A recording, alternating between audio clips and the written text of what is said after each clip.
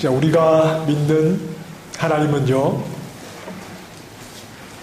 그분이 하시는 모든 일에 최선을 다하시는 분입니다. 최선이라고 하는 것은 이런 겁니다. 내가 어떤 일을 했는데 그 일의 결과가 내 마음에 드는 겁니다. 내가 어떤 일을 한 뒤에 그것을 보니까 만족스러운 겁니다. 이것이 최선입니다. 우리 하나님의 일하시는 방식이 그렇다는 겁니다. 하나님은 그분이 하시는 일이 하고 난 뒤에 뭐가 좀 부족하다. 이건 좀 아쉽다.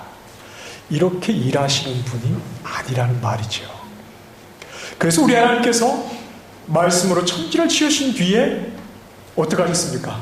보시기에 조금 아쉽다. 이러셨습니까?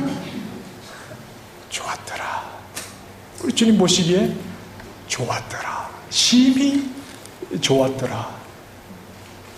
이게 우리 주님께서 일하시는 방식입니다. 대충 하시는 것이 없지요. 무엇 하나 부족함이나 아쉬움이 없이 하나님은 최선을 다해서 그분의 일을 이루어 가시는 분입니다. 그리고 하나님은 우리를 향해서도 최선의 것을 주십니다. 적당한 것을 주시지 않고 우리에게 주시는 것도 항상 최고의 것을 주시는 분입니다. 그래서 하나님이 우리에게서 언제 기쁨을 얻으시느냐 하면, 여러분, 우리가 어떻게 할 때 하나님이 정말 기뻐하실까요? 우리를 보실 때 하나님이 언제 가장 기뻐하실까요? 그건 주님께서 나에게 하신 일이 주님의 최선이십니다 하고 주님이 하신 최선을 고백해 드릴 때 주님은 기뻐하시는 겁니다.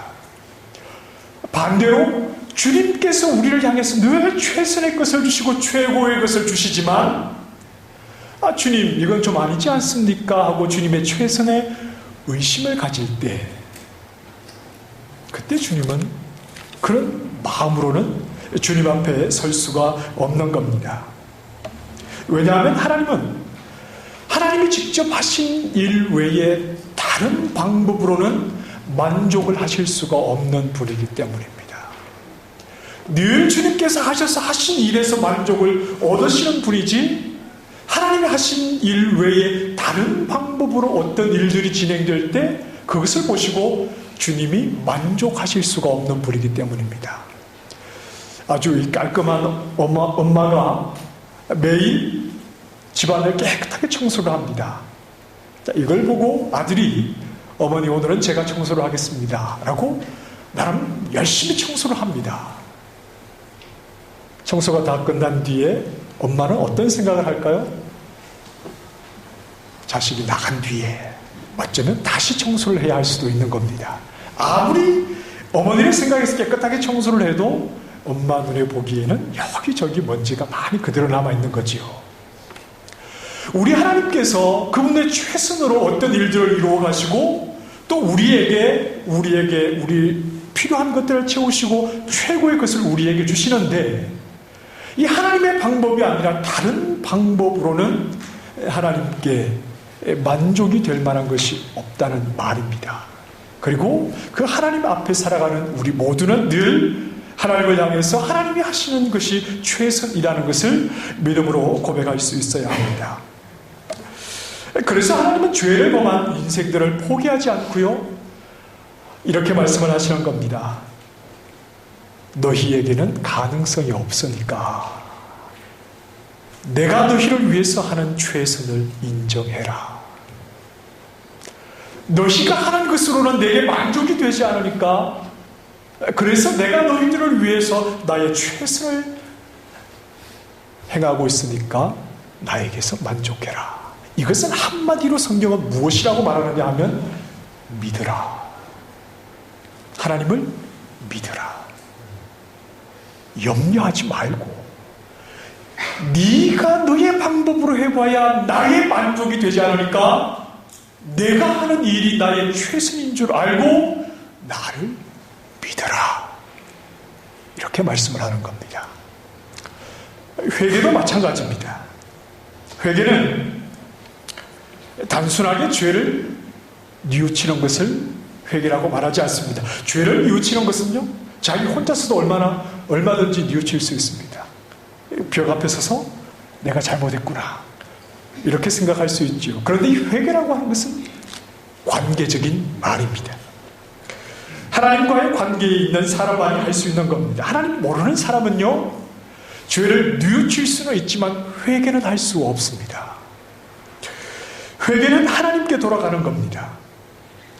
내 방법을 내려놓고 내가 하는 것으로 내 방법으로는 하나님께 만족이 될 수 없으니까 하나님께 돌아가서 하나님의 방법을 인정하고 하나님이 하시는 그 최선을 의심하지 않고 하나님께 나를 맡겨드리는 것, 이것이 바로 회개입니다. 회개는 하나님의 백성이 할 수 있는 거지요. 하나님을 믿는 사람이 회개를 하는 겁니다. 하나님을 믿는다고 하는 사람이 하나님을 믿기 시작하면서부터 끝까지 변함없이 좀 잘 믿으면 좋겠지만 우리 믿음 생활에는 굴곡이 있을 수 있잖아요. 그 굴곡이라는 게 내가 내 눈으로 보고 내가 판단하는 겁니다. 그래서 지금 이런 상황에서 하나님의 최선일 수 없다라고 생각하고 내 방법을 생각을 하고 하나님의 최선을 인정하지 않던 것을 내려놓고 어떤 상황에서든지 하나님의 최선임을 고백하면서 그 하나님을 인정하고 하나님께 돌아가는 것, 그것이 바로 회개의 모습이 되는 겁니다. 하나님의 최선을 신뢰하지 못하고 때로는 나의 열심 위에 내 인생을 세우려고 할 때가 있습니다. 내가 무엇이든지 열심히만 하면 모든 것을 할 수 있다는 생각은 오히려 하나님의 최선을 방해하는 생각입니다. 출애굽한 이스라엘 백성들이요, 시내산에서 기다립니다. 모세는 40일이 넘도록 산 위에 올라가 있습니다. 내려오지 않죠. 40일 동안 음식을 가지고 간 것도 아니고 이들은 어떤 절망적인 생각을 합니다. 그리고 그들의 열심으로 자신들의 미래를 개척하려고 했습니다. 그래서 그들이 애굽에서 나올 때 가지고 나왔던 그 금부치를 다 모아서 송아지를 만들었습니다. 그리고 자신들의 열심히 만들어낸 것을 기뻐하였지만 그것은 하나님을 진노하게 하였던 겁니다. 하나님의 최선을 그들은 신뢰하지 못하였기 때문입니다. 40일이 넘는 시간 동안 그 시간에도 지도자가 보이지 않고 앞으로 이 광야에서 어디로 가야 할지 길을 알지 못하는 이 한가운데 서 있지만 그 시간 역시 하나님의 최선이라는 것을 인정하지 않고 자기의 열심으로 자기의 앞길을 개척합니다. 그러나 이것은 하나님의 진노를 사는 일이었습니다. 하나님의 최선을 그 자리에서 인정하지 않았기 때문입니다.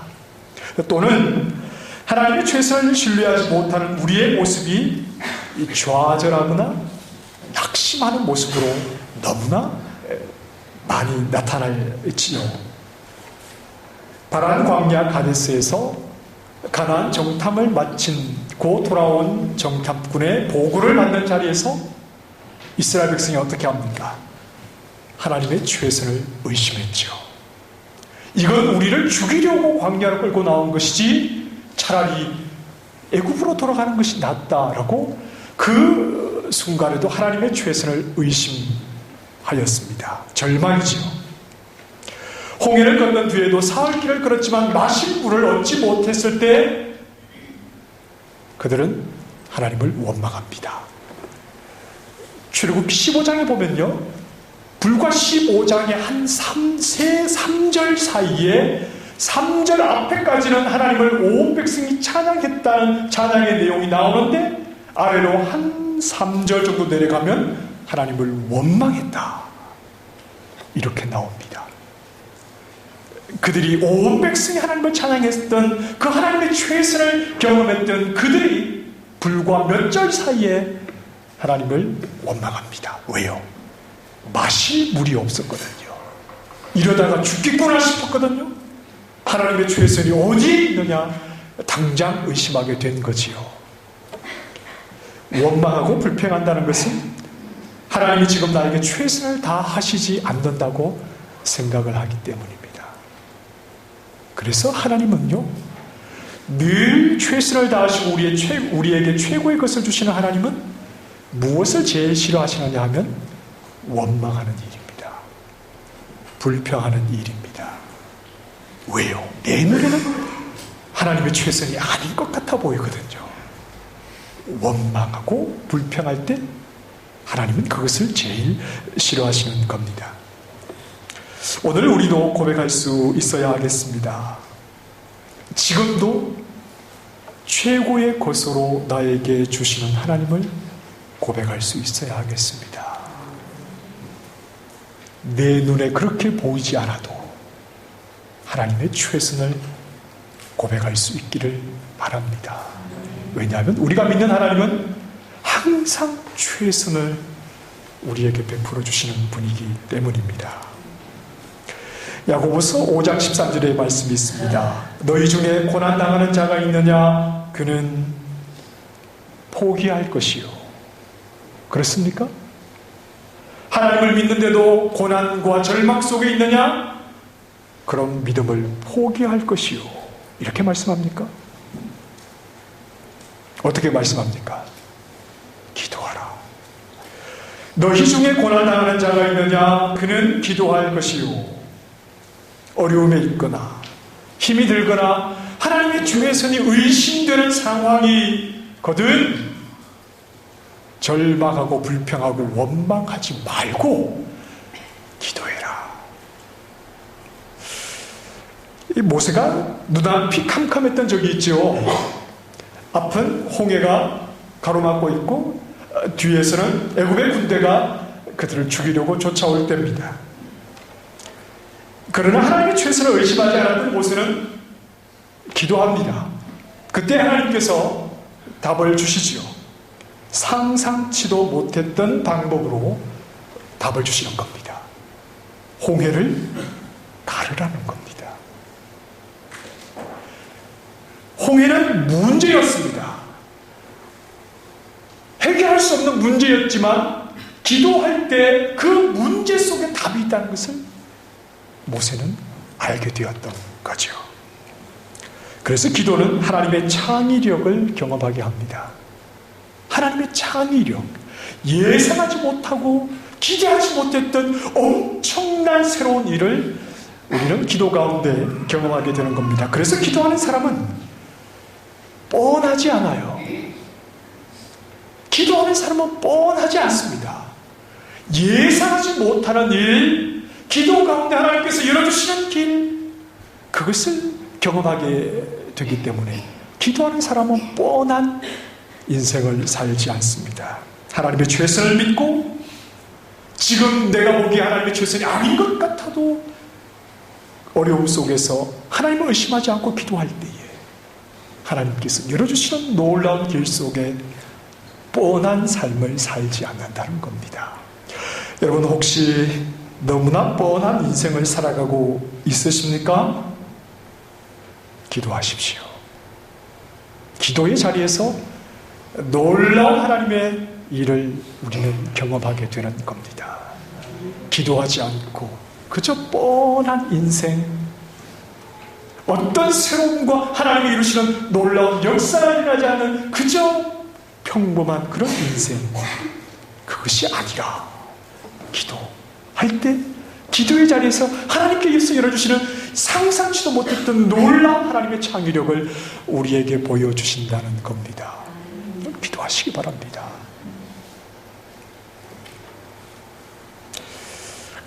이처럼 하나님이 하시는 모든 일은 그분의 최선입니다. 그런데 하나님의 최선을 정말 경험하게 되는 자리가 어디냐? 자, 오늘 본문 10절 말씀에 구원하심입니다. 하나님이 하시는 모든 일이 하나님의 최선이지만 정말 하나님의 최선을 경험하게 되는 일이 뭐냐? 우리를 구원하신 그 구원하심, 그것을 통해서 우리는 하나님의 최선을 경험하게 됩니다. 그 구원하심이 얼마나 하나님의 최선이었는지를 12절은 이렇게 표현합니다. 모든 천사가 죄인을 구원해내신 하나님께 경배함을 고백하는 말입니다. 아멘. 찬송과 영광과 지혜와 감사와 존귀와 권능과 힘이 우리 하나님께 세세토록 있을지어다. 이 말은 하나님의 구원하심 속에 찬송, 영광, 지혜, 감사, 존귀, 권능, 힘이 다 들어있다는 말입니다. 이 모든 것이 우리를 구원하시는 그 구원하심을 통해서 분명하게 드러나게 되었다는 말입니다. 우리가 어렸을 때 초등학교를 다닐 때는요, 대부분 학교에서 상을 받습니다. 뭐 중고등학교에서는 상 받기가 좀 힘들 수도 있지만 초등학교 다닐 때 다 상을 받아보셨죠? 별로 없으신 것 같은데. 공부를 잘했다고 상을 주기도 하고, 운동장에 떨어진 휴지를 주었다고 상을 주기도 하고요. 또 결석하지 않고 학교에 잘 나왔다고 개근상. 개근상은 누구나 다 받으셨지 않습니까? 이런 상을 줍니다. 상장, 이런 누구누구 해서 이 사람은 어찌어찌 해서 상을 줍니다 하고 이렇게 상장을 줍니다. 뭐 집안에 또 자식 자랑하느라고 어떤 집에 가보면 상장으로 막 도배를 해놔서 이렇게 액자에 넣어가지고 자세히 가서 보면 뭐 개근상 이런 건데 한쪽 벽에 가득 붙여놓고 또 그렇게 자랑하는 그런 집도 있습니다. 여기 호주의 프라이머리 스쿨에서도요, 그 어셈블리 때 아이들 이렇게 반에서 불러내서 상을 줍니다. 저도 이렇게 보니까 내 아들 상 받으니까 오늘 와라 그래가지고 이렇게 문자가 와요. 그래서 이야, 무슨 상을 받나 하고 가봤더니 뭐 특별해서가 아니라 열심히 공부하고 있다, 영어가 조금 늘었다, 그래서 상을 격려 차원에서 그렇게 상을 주고 또 상 받으면 뿌듯하지요. 그래서 한동안 저희도 냉장고에 딱 붙여놓은 적이 있습니다. 지금은 없는데요. 우리가 주님을 칭찬한다거나 주님께 상을 드린다, 이런 표현은 옳지 않습니다. 그래서 칭찬이라는 말 대신에 주님을 찬송합니다, 이렇게 표현을 하는데, 주님을 찬송하는 것은 그냥 특별하게 잘하신 것은 없지만 격려 차원에서 주는, 학교에서 주는 그런 상과는 전혀 다른 것입니다. 주님께서 죄인을 구원하시기 위해서, 나를 구원하시기 위해서 얼마나 놀라운 일을 이루셨느냐를 구체적으로 표현하는 것이 바로 주님을 찬송하는 것입니다. 찬송과 영광과 지혜와 감사와 존귀와 권능과 힘, 우리 입에 담아두기에도 너무나 무겁고 너무나 크고 놀라운 말들이 바로 나를 구원해 주시는 그 구원하심을 통해서 너무나 확실하게 나타나고 있다는 말입니다. 그래서 그 구원하심이야말로 하나님의 최선이 아닐 수가 없다는 거지요. 한번 보실까요? 찬송입니다. 이 찬송이라는 말은 칭찬한다는 말의 의미입니다. 왜냐하면 하나님이 홀로 이루셨기 때문입니다. 홍해를 건넌 뒤에 모세와 이스라엘이 이제 하나님께 노래를 합니다. 그 노래를 이렇게 시작합니다. 내가 여호와를 찬송하리니. 홍해를 가르시고 뒤쫓아오던 애굽의 군대를 다 바다에 빠뜨리신 분이 누구십니까? 하나님이 하신 일입니다. 하나님이 다 하신 일입니다. 상상치도 못했던 그 놀라운 구원을 하나님이 홀로 이루셨기에 그 하나님의 구원을 경험한 자들이 내가 하나님을 찬송합니다. 홀로 이루신 그 일로 인해서 하나님께 찬송을 드리는 겁니다. 우리가 죄의 종이었습니다. 스스로는 그 자리를 벗어나지 못하지요. 그러나 하나님께서 홀로 죄 가운데서 우리를 건져주셨기에 우리가 구원함을 입었습니다. 구원이라고 하는 것은요, 여전히 죄의 종으로 있을 때는 몰라요. 그것이 얼마나 귀한가 몰라요. 그런데 그 자리에서, 죄의 종 되었던 자리에서 죄로부터 자유함을 얻게 된 자는 죄로부터 구원을 받은 것이 얼마나 큰 은혜인가, 하는 것을 알게 됩니다. 그리고 이 일을 내가 한 것이 아니라 하나님 홀로 하셨다는 것을 알기에 하나님을 찬송하게 되는 것입니다. 영광입니다. 영광이라는 말은 구별되었다는 말이기도 합니다. 그래서 거룩 이렇게도 표현할 수 있는 말입니다. 가장 존귀하시고 가장 고귀하심을 말합니다. 그 존귀하심은 죄악된 세상 가운데 있는 피조물들과는 결코 비교도 할 수 없는 그런 구별됨이지요. 그래서 요한복음 1장에 보면 어둠 가운데 오신 참 빛이다. 세상은 다 어두운데 하늘에서 오신 독생자 예수 그리스도야말로 참 빛이라고 이렇게 표현을 합니다. 그분의 영광이 죄인을 구원하심을 통해서 어떻게 나타나게 되느냐 하면 더러운 죄인을 구원하셔서 그들에게 자기의 영광을 주시기 때문입니다. 하나님의 자녀가 되는 놀라운 권세를 주신 것, 그리고 그분이 아버지라고 부르셨던 그 영광스러운 자리에 우리를 세우셔서 우리 역시 하나님을 향해서 아버지라고 부르게 해주시는 것, 이 영광스러운 아들의 자리에 우리를 세워주시는 것이 우리를 구원하심을 통해서 나타나고 있기 때문이죠. 그 다음에 지혜입니다. 지혜는 아는 것입니다. 하나님을 알아서 그 하나님을 드러내는 것, 이것이 바로 지혜입니다.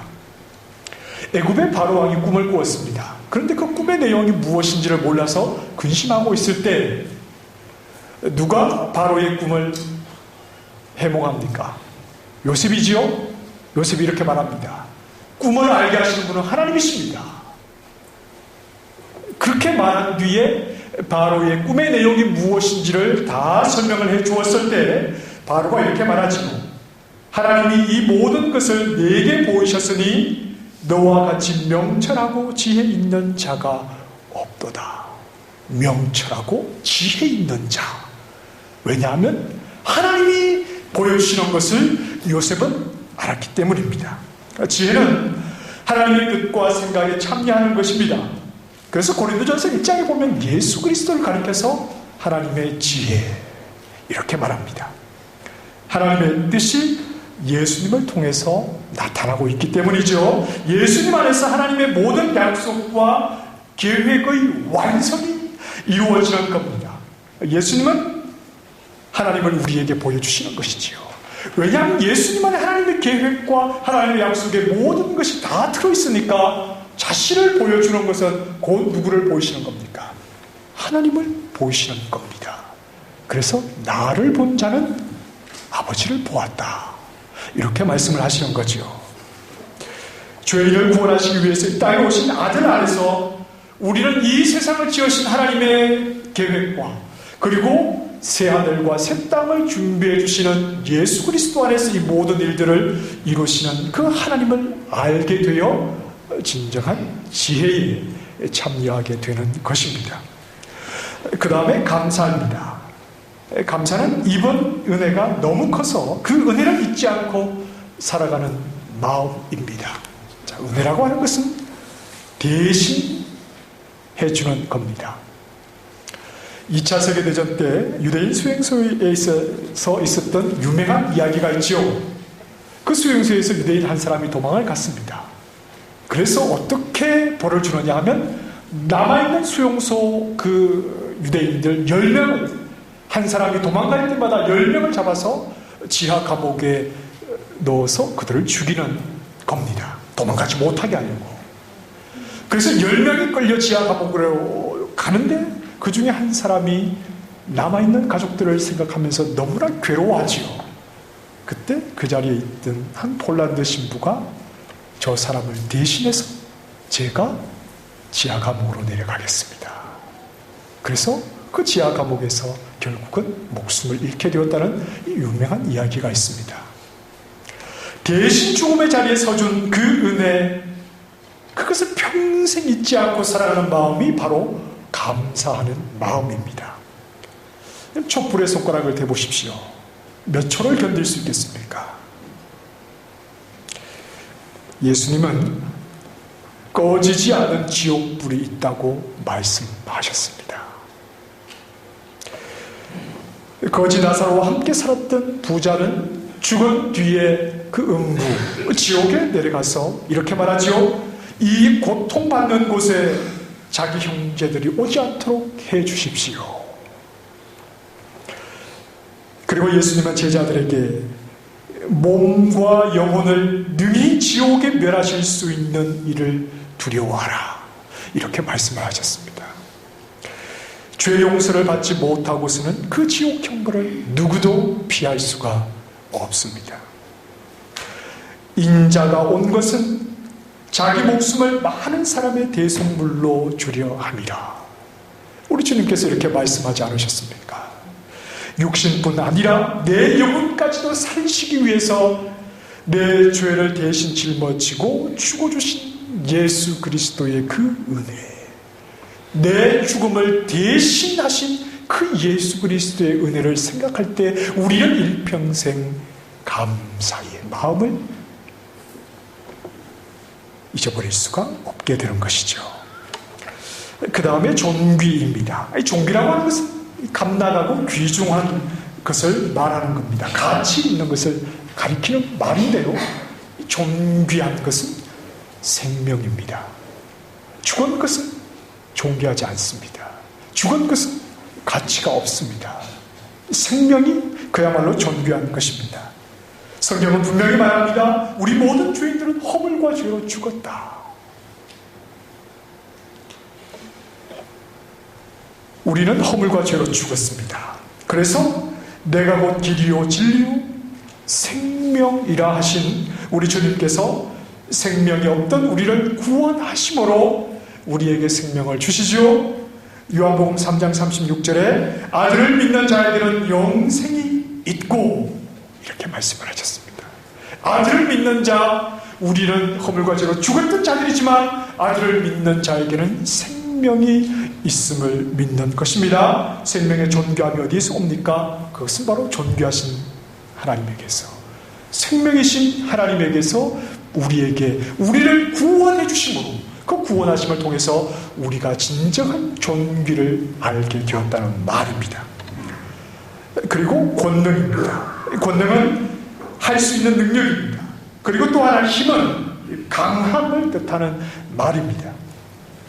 뜻하신 일을 해내시는 데는 아무런 부족함이 없다는 그런 의미입니다. 우리는 우리의 의사와 관계없이 다 마귀의 소유였습니다. 우리는 과거에 다 사탄이 우리를 소유하고 있었죠. 요한일서 3장 8절 말씀에 죄를 짓는 자는 마귀에게 속하나니 마귀는 처음부터 범죄함이니라. 하나님의 아들이 나타나신 것은 마귀의 일을 멸하려 하심이라. 구원하심을 통해서 사탄을 멸하시고 사망의 권세 아래 있는 죄인들을 건져주시는 능력이 나타나게 된 것입니다. 그리고 그뿐 아니라 구원받은 자는 끝까지 반드시 지켜주시는 그 힘을 말씀하죠. 그래서 요한복음 10장 28절에 내가 그들에게 영생을 주노니 영원히 멸망하지 아니하는 것이요 또 그들을 내 손에서 빼앗을 자가 없느니라, 이렇게 말씀을 하십니다. 자, 이처럼 죄인들을 구원하시는 그 구원하심에는 찬송과 영광과 지혜와 감사와 존귀와 권능과 힘이 나타나는 겁니다. 그리고 이 모든 것은 보좌에 앉으신 우리 하나님과 어린 양에게만 합당한 것이지요.